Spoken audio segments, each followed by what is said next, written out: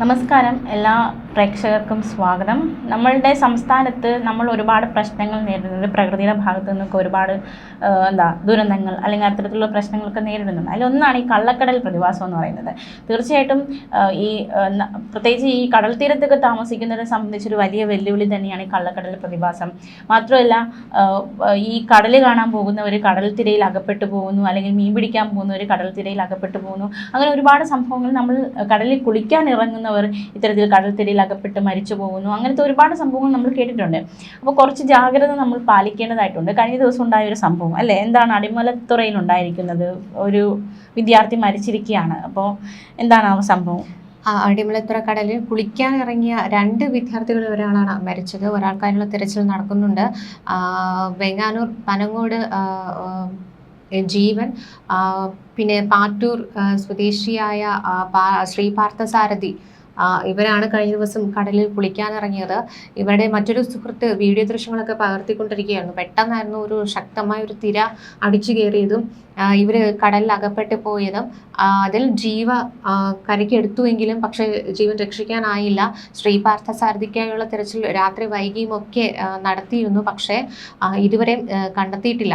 ഇവർ 2 പേരും കുളിക്കാനിറങ്ങിയപ്പോൾ പെട്ടെന്നുണ്ടായ വലിയ തിരയിലാണ് അകപ്പെട്ടു പോയത്. അപ്പോൾ കരയിൽ നിന്ന് ഈ കൂട്ടുകാരൻ പെട്ടെന്ന് തന്നെ ബഹളം വെച്ചു. അപ്പോൾ ടൂറിസ്റ്റ് വിഭാഗത്തിലെയും സ്വകാര്യ റിസോർട്ടിലെയും ഒക്കെ ലൈഫ് ഗാർഡുമാരും പിന്നെ തീരത്ത് പരിശീലനത്തിൽ ഏർപ്പെടുന്ന കരസേന അംഗങ്ങളും ഒക്കെയാണ് രക്ഷാപ്രവർത്തനത്തിനായി ഓടിയെത്തിയത്. അപ്പോൾ കരയ്ക്കെത്തിച്ച് ജീവന് പ്രാഥമിക ശുശ്രൂഷയൊക്കെ നൽകിയ ശേഷമാണ് ഈ സേനയുടെ ആംബുലൻസിൽ നെയ്യാറ്റിൻകരയിലെ സ്വകാര്യ ആശുപത്രിയിൽ എത്തിച്ചത്. പക്ഷേ അപ്പോഴേക്കും ജീവൻ നഷ്ടപ്പെട്ടിരുന്നു എന്നാണ് വിഴിഞ്ഞം കോസ്റ്റൽ പോലീസ് അറിയിച്ചത്. ഇവരുടെ കോളേജിൽ അവസാന വർഷ വിദ്യാർത്ഥികളുടെ യാത്രയപ്പ് ചടങ്ങായിരുന്നു കഴിഞ്ഞ ദിവസം. അപ്പം ഉച്ച കഴിഞ്ഞാണ് ഈ ഒരു ചടങ്ങ് പറഞ്ഞിരുന്നത്. അപ്പോൾ ആ ചടങ്ങിൽ പങ്കെടുക്കുന്നതിന് മുൻപായിട്ട് ഇവർ 3 പേരും കൂടെ ഈ ഒരു ബീച്ചിലേക്ക് എത്തുകയായിരുന്നു. അപ്പോൾ പക്ഷേ എന്താ പറയുക, നമുക്ക് ഒരിക്കലും നനച്ചിരിക്കാത്ത ഒരു അപകടമാണ് പെട്ടെന്ന് ഉണ്ടായത്. കാരണം എല്ലാ PG വിദ്യാർത്ഥികൾക്കൊക്കെ ക്ലാസ് ഉണ്ടായിരുന്നില്ലെന്നാണ് ഇവരുടെ സോഷ്യോളജി വിഭാഗം മേധാവി അറിയിച്ചിട്ടുണ്ടായിരുന്നത്. അപ്പോൾ അതായത് ഫെയർവെൽ പാർട്ടി ആയിരുന്നു. അപ്പോൾ അത് കാരണം ഇവർ ഉച്ചയ്ക്ക് ശേഷം കോളേജിലേക്ക് വരാമെന്ന് പറഞ്ഞുകൊണ്ടാണ് ഈ 3 പേരും കൂടി അവധി ആഘോഷിക്കാനായിട്ട് അടിമലത്തുറയിലെത്തിയത്. പക്ഷേ ഈ കുളിക്കാനിടയിൽ പെട്ടെന്ന് ശക്തമായ തിര ഉണ്ടാകുന്നു, ഇവർ ഒഴുകിപ്പോകുന്നു. അപ്പോൾ ഇത് കണ്ടിട്ടാണ് ഈ മൂന്നാമനായ സിബി മാത്യു നിലവിളിച്ചുകൊണ്ട് ഈ സമീപത്തെ സ്വകാര്യ റിസോർട്ടിലേക്ക് ഓടി വരുന്നത്. പെട്ടെന്ന് തന്നെ ഈ ഡ്യൂട്ടിയിൽ ഉണ്ടായിരുന്നവരൊക്കെ, അതായത് മത്സ്യത്തൊഴിലാളികൾ ഡ്യൂട്ടിയിൽ ഉണ്ടായിരുന്നവരും ഒക്കെ പെട്ടെന്ന് തന്നെ ഈ തിരയിൽപ്പെട്ടവരെയൊക്കെ രക്ഷപ്പെടുത്താൻ ശ്രമിക്കുന്നു. പക്ഷേ ശ്രീ പാർത്ഥസാരഥി ഇവരുടെ കയ്യിൽ കിട്ടിയിട്ടില്ലായിരുന്നു. ജീവനെ എങ്ങനെയെങ്കിലും ഒക്കെ രക്ഷപ്പെടുത്തി കരയ്ക്ക് എത്തിച്ചു. പക്ഷേ ഒരു തരത്തിൽ നമുക്ക് രക്ഷിക്കാൻ കഴിഞ്ഞില്ല എന്ന് തന്നെയാണ് പറയുന്നത്. അതായത് പ്രാഥമിക ചികിത്സയൊക്കെ നൽകിയിരുന്നു, ആശുപത്രിയിൽ എത്തിച്ചുവെങ്കിലും ജീവൻ രക്ഷിക്കാൻ കഴിഞ്ഞില്ല. പിന്നീട് മേൽ നടപടികളൊക്കെ പോലീസ് സ്വീകരിച്ചു. ഇപ്പം മൃതദേഹം മെഡിക്കൽ കോളേജ് ആശുപത്രി മോർച്ചറിയിലാണ്. കോസ്റ്റൽ പോലീസ് കേസ് എടുത്തിട്ടുണ്ട്. ഇതിനിടയ്ക്ക് ഈ കടൽ തീരത്ത് പരിശീലനത്തിൽ എത്തിയ ഇന്ത്യൻ കരസേന അംഗങ്ങളൊക്കെ രക്ഷാപ്രവർത്തനത്തിൽ ഏർപ്പെടുന്ന ഒരു കാഴ്ചയായിരുന്നു. കാരണം ഇവരുടെ പരേഡ് നടക്കുന്നതിനിടെയാണ് ഈ വിദ്യാർത്ഥികൾ തിരയിൽപ്പെട്ടത്. ഇതോടെ കുട്ടികളെ ജീവൻ രക്ഷിക്കാനായിട്ട് ഇവർ കടലിലേക്ക് ഓടുകയായിരുന്നു.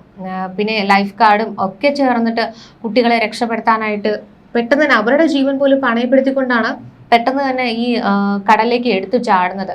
പക്ഷേ നമുക്ക് നമ്മൾ ഒരിക്കലും വിചാരിക്കാത്ത തരത്തിലൊരു മരണം അവിടെ കവർന്നെടുക്കുകയായിരുന്നു ആ വിദ്യാർത്ഥി. ആ കുടുംബത്തിന്റെ വേദന നമുക്ക് മനസ്സിലാകും. ആ ദിവസം പോലും ചിരിച്ചു കളിച്ചുകൊണ്ട് ഇറങ്ങിപ്പോയ മക്കളാണ്. ഇപ്പോഴും ഒരു വിദ്യാർത്ഥിയെ കിട്ടാനുണ്ട്. ഒരു മകൻ നഷ്ടപ്പെട്ടു കഴിഞ്ഞു. അപ്പോൾ ഇത്തരത്തിൽ പല റിപ്പോർട്ടുകളും പുറത്തു വരുന്നുണ്ട്. നമ്മൾ കള്ളക്കടൽ പ്രതിഭാസം എന്ന് പറയുമ്പോൾ നമുക്ക് അറിയാം, അതായത് ഈ തീരത്തുള്ളവരെ സംബന്ധിച്ചിടത്തോളം കള്ളക്കടൽ പ്രതിഭാസം എന്ന് പറയുമ്പോൾ തിരയിൽപ്പെട്ടു പോയതാണ് കള്ളക്കടൽ പ്രതിഭാസം എന്ന് നമുക്ക് പറയാൻ കഴിയില്ല. കാരണം പലപ്പോഴായിട്ട് നമുക്ക് അപകടങ്ങൾ ഒരുപാട് ഉണ്ടായിട്ടുണ്ട് തിരയിൽ അകപ്പെട്ടു പോകുന്നത്. പ്രത്യേകിച്ചും ഈ ലൈഫ് ഗാർഡൊക്കെ നൽകുന്ന നിർദ്ദേശങ്ങൾ നമ്മൾ പലപ്പോഴും തെറ്റിക്കുമ്പോഴും, അത് മാത്രമല്ല നമ്മൾ ആ കടലിന്റെ ഒരു സ്വഭാവം നമ്മൾ അറിയാതെ ഇറങ്ങുമ്പോഴും, കാലാവസ്ഥ അറിയാതെ കാലാവസ്ഥ വകുപ്പ് പലപ്പോഴായിട്ട് ഇങ്ങനെ പറയാറുണ്ട്, ഈ കള്ളക്കടൽ പ്രതിഭാസമുണ്ട്, അപ്പൊ ബീച്ചിലേക്കുള്ള യാത്രകളും കടലിൽ ഇറങ്ങിയുള്ള വിനോദങ്ങളും ഒക്കെ പൂർണ്ണമായി ഒഴിവാക്കണം. പക്ഷെ ആരും അത് കാര്യമാക്കി എടുക്കാറില്ല.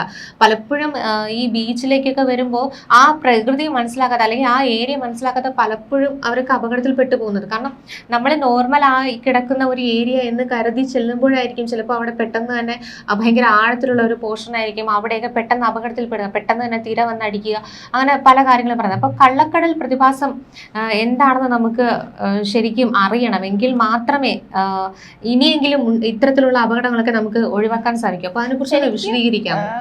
ഈ ഒരു അപകടം കള്ളക്കടൽ പ്രതിഭാസത്തിനോട് അനുബന്ധിച്ചുണ്ടായതല്ല. ഇത് സാധാരണ രീതിയിൽ ഇത് നേരത്തെയും ഇതുപോലെ കടലിൽ കുളിക്കാൻ ഇറങ്ങുന്നു, തിരയിൽപ്പെട്ട് മരിച്ചു പോകുന്ന അങ്ങനെ ഒരുപാട് സംഭവങ്ങൾ കള്ളക്കടൽ പ്രതിഭാസം നമുക്ക് പറയാൻ കഴിയില്ല. പക്ഷേ ഇത് അത്തരത്തിൽ ഉണ്ടായതല്ലെന്ന് നമുക്ക് പറയാൻ കഴിയില്ല. പെട്ടെന്നുണ്ടായ ഒരു തിരയാണ് കള്ളക്കടൽ ഉണ്ടാകുന്നതും അങ്ങനെ തന്നെയാണ്. പെട്ടെന്ന് നമ്മൾ പ്രതീക്ഷിക്കാതെ ഉണ്ടാകുന്ന ഒരു തിരയാണ് കള്ളക്കടൽ എന്ന് പറയുന്നത്. പറയാനുള്ളത് ഈ കടലിലൊക്കെ പോകുന്നവർ തീർച്ചയായിട്ടും കടലും ഒരു എന്താ നമ്മളെ മരണത്തിലേക്ക് നയിക്കുന്ന ഒരു കാണാൻ ഭംഗിയുള്ളതാണ്. നമ്മൾ കടലിനെ ഇഷ്ടപ്പെടുന്നു, നമ്മൾ കടൽ തീരത്ത് പോയി കാറ്റുകൊള്ളാനും ഇറങ്ങാനും ഒക്കെ ആഗ്രഹിക്കുന്നു. പക്ഷേ ഒരു അപകടം ഒളിച്ചു വെച്ചിട്ടുള്ള ഒരു മരണക്കെണി ഒളിച്ചു വെച്ചിട്ടുള്ള ഒന്ന് തന്നെയാണ് കടൽ. എത്രയോ മരണങ്ങൾ കടലിൽ കുളിക്കാനിറങ്ങി എത്രയോ പേര് തിരയിൽപ്പെട്ട് മരിച്ചിരിക്കുന്നു. അപ്പോൾ തീർച്ചയായിട്ടും നമ്മൾ കടൽ തീരത്തൊക്കെ പോകുമ്പോൾ പാലിക്കേണ്ട കുറച്ച് കാര്യങ്ങളൊക്കെ പാലിക്കാം. ഇനി കള്ളക്കടൽ പ്രതിഭാസം നമുക്കൊന്ന് നോക്കി പോകാം. അതായത് ഈ തീരദേശത്ത് താമസിക്കുന്നതിനെ സംബന്ധിച്ച് വലിയ ഒരു വെല്ലുവിളി തന്നെയാണ് ഈ കള്ളക്കടൽ പ്രതിഭാസം. കള്ളക്കടൽ പ്രതിഭാസത്തിന്റെ ഭാഗമായി ഉയർന്ന തിരമാലകൾ വലിയ രീതിയിലുള്ള, അത് ശരിക്കും സുനാമി അല്ല കള്ളക്കടൽ, പക്ഷേ വലിയ തിരമാലയായിരിക്കും വരുന്നത്.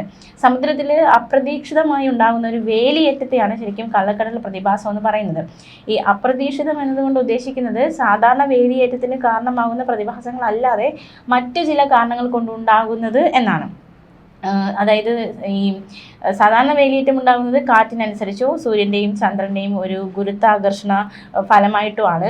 അങ്ങനെ അല്ലാതെ ഉണ്ടാകുന്ന വേലിയേറ്റത്തെയാണ് കള്ളക്കടൽ പ്രതിഭാസം എന്ന് പറയുന്നത്. അത് പെട്ടെന്ന് അവിചാരിതമായിട്ടോ അപ്രതീക്ഷിതമായിട്ടോ ഉണ്ടാകുന്ന ഈ തിരമാലകൾ സാധാരണ ഒരു വേലിയേറ്റം ഉണ്ടാകും അതിനേക്കാളും വലിയ നാശനഷ്ടങ്ങളാണ് സൃഷ്ടിക്കുന്നത്.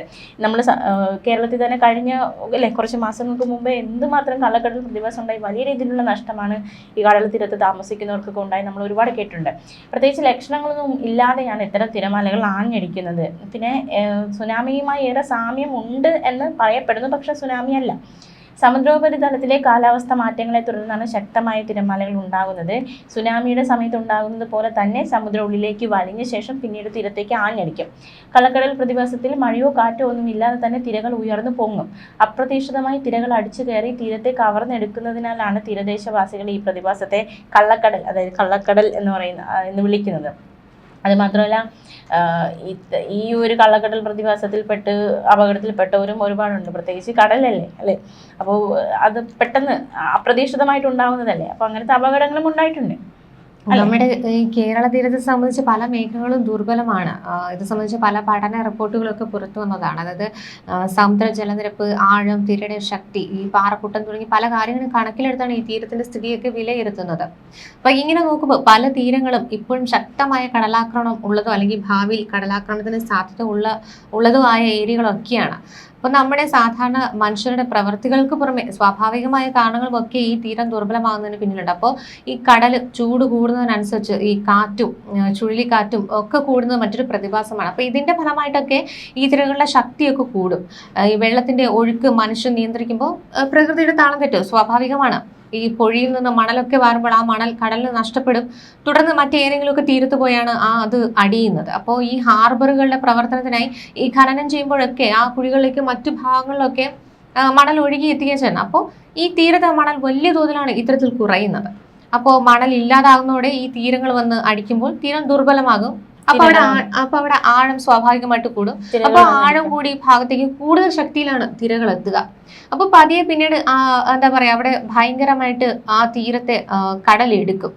അപ്പോൾ നമുക്ക് സ്വാഭാവികമായിട്ട് അറിയാം, നമ്മുടെ അറബിക്കടലൊക്കെ നല്ല ചൂട് പിടിച്ച കടലുകളിൽ, ലോകത്തെ ഏറ്റവും ചൂട് പിടിച്ച കടലുകളിൽ ഒന്നായാണ് മാറിക്കൊണ്ടിരിക്കുന്നത്.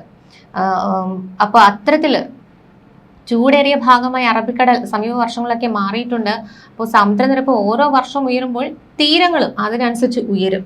അപ്പോൾ കടലിന്റെ ആഴത്തിനനുസരിച്ചാണ് തിരയുടെ ശക്തി എന്ന് പറയുന്നത്. അപ്പോൾ തീര ഓരോ സെന്റിമീറ്റർ ഉയരുമ്പോഴും അതിന്റെ ശക്തിയും കൂടും. അപ്പോൾ നമുക്ക് സ്വാഭാവികമായിട്ട് അറിയാം, തിരക്ക് ശക്തി കൂടുമ്പോൾ ആഴമുള്ളെടുത്ത് അത് ആഞ്ഞടിക്കുകയാണ് ചെയ്യുന്നത്. അപ്പം അതുകൊണ്ട് തന്നെ ആ പ്രദേശത്തെക്കുറിച്ച് വലിയ ധാരണകളൊന്നും ഇല്ലാതെ എത്തുന്ന വിനോദസഞ്ചാരികളായാലും ഈ വിദ്യാർത്ഥികളായിരുന്നാലും ആരായിരുന്നാലും പെട്ടെന്ന് അപകടത്തിൽപ്പെടാനൊക്കെ ചാൻസ് വളരെയധികം ഏറെയാണ്. നമ്മൾ വീക്കെൻഡിലായിരുന്നാലും അല്ലെങ്കിൽ പെട്ടെന്ന് പോയി ഒരിടത്ത് ഇരിക്കണം എന്നൊക്കെ പറഞ്ഞാൽ നമ്മൾ ഏറ്റവും കൂടുതൽ ആശ്രയിക്കുന്ന ബീച്ച് ഏരിയകളൊക്കെ തന്നെയാണ്. പക്ഷേ നമ്മൾ ചെന്ന് ഇരിക്കുന്ന ടൈമിൽ ചിലപ്പോൾ ആളുകളൊക്കെയോ മത്സ്യത്തൊഴിലാളികളൊക്കെ ഇല്ലാത്ത സമയത്തായിരിക്കാം ഏറ്റവും കൂടുതൽ പേരും അവിടെ പോയി ഇരിക്കുന്നത്. ഈ കടലിലൊക്കെ നമുക്ക് ചെന്നിരിക്കുമ്പോൾ നമ്മൾ എന്താ പറയുക, മനസ്സിനൊക്കെ ഒരു സ്വസ്ഥമായിരിക്കാം, അല്ലെങ്കിൽ കൂട്ടുകാരോടൊക്കെ ഇപ്പം ടൈം സ്പെൻഡ് ചെയ്യാൻ എന്നൊക്കെ കരുതി പോകും.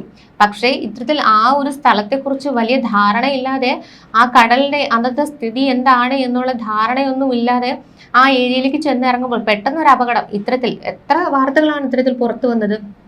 കൂട്ടുകാർക്കൊപ്പം ഫുട്ബോൾ കളിക്കുന്നതിനിടെ അല്ലെങ്കിൽ കുടുംബത്തോടൊപ്പം കടലിൽ തീരെ ആസ്വദിക്കുന്നതിനിടെ അങ്ങനെ പലതരത്തിലുള്ള അപകടങ്ങളൊക്കെയാണ് വന്നത്. ഇപ്പോൾ കഴിഞ്ഞ ദിവസം തന്നെ, അതായത് ചിരിച്ചു കളിച്ചു കൊണ്ടിരുന്ന കൂട്ടുകാരെ തിര കവർന്നെടുത്തുകൊണ്ട് പോകുന്നതിൻ്റെ ആ ഒരു ഞെട്ടൽ ഇപ്പോഴും ആ മൂന്നാമനെ വിട്ടു പോയിട്ടില്ല.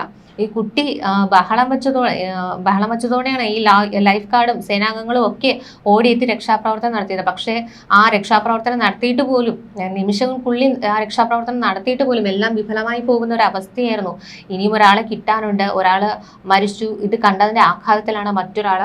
അപ്പോൾ ഇനിയെങ്കിലും ഇത്തരത്തിൽ കടലിൽ ഇറങ്ങിയുള്ള വിനോദങ്ങളൊക്കെ ഒഴിവാക്കണമെന്ന് തന്നെയാണ് നമുക്ക് അഭ്യർത്ഥിക്കാനുള്ളത്. കാരണം ഇതൊക്കെ, അതായത് കാലാവസ്ഥ മുന്നറിയിപ്പൊക്കെ നമ്മൾ നിസ്സാരമായി തള്ളിക്കളഞ്ഞുകൊണ്ട്, അത് മാത്രമല്ല ലൈഫ് ഗാർഡുകൾ നൽകുന്ന നിർദ്ദേശങ്ങളുണ്ട്. പലരും ഇല്ല, ഈ സംഭവവുമായി ബന്ധപ്പെട്ടല്ല, അല്ലാതെ കോമൺ ആയിട്ട് പറയുമ്പോൾ പലരും ലൈഫ് ഗാർഡ് പറയുന്നത് കേൾക്കാതെ കടലിലേക്ക് അങ്ങ് ആഴത്തില്ല. ഇപ്പോൾ ഒരു പരിധി വരെ നമുക്ക് പോകാം, അത് കഴിഞ്ഞ് പോകുമ്പോൾ ലൈഫ് ഗാർഡൊക്കെ നിർദ്ദേശം നൽകാറുണ്ട്, പോകരുത് അങ്ങോട്ട് പോകരുത്. പക്ഷെ പലരും ലൈഫ് ഗാർഡിനെയൊക്കെ അവഗണിച്ച് മുന്നോട്ട് പോകുന്ന സംഭവങ്ങളും ഉണ്ടായിട്ടുണ്ട്, അല്ലേ? തീർച്ചയായും. ഇനിയെങ്കിലും അത്തരത്തിലുള്ള മുന്നറിയിപ്പുകൾ തള്ളിക്കളയാതെ കുടുംബത്തോടൊപ്പം ആയിരുന്നാലും സുഹൃത്തുക്കൾക്കൊപ്പം പോകുമ്പോഴായിരുന്നാലും കടലിൽ ഇറങ്ങിയുള്ള വിനോദങ്ങൾ പൂർണ്ണമായി മാറ്റണം.